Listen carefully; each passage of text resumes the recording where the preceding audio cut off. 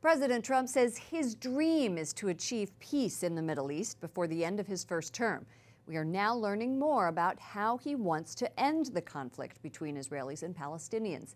Today, the president gave his most direct endorsement of a two-state solution. White House correspondent Mark Irons reports. Good evening, Mark. Good evening, Lauren. During a meeting with Israel's Prime Minister Benjamin Netanyahu in New York, the president acknowledged the conflict between Israelis and Palestinians has been raging for decades, but today he gave more insight into how he thinks it's possible to solve what he calls the toughest of all deals. I like two-state solution. Yeah, that's what I think. That's what I think works best. I don't even have to speak to anybody. That's my feeling. Now, you may have a different feeling. I don't think so.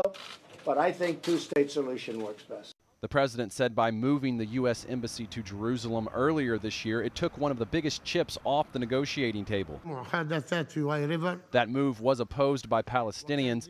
A United Nations vote in December united many countries, including U.S. allies, against the president's decision to move the embassy.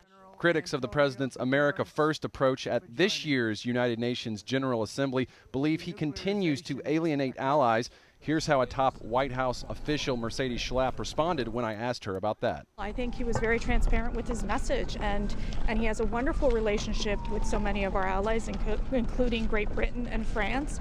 And obviously he wants to continue working with our allies on the issues that matter, including improving trade deals with them.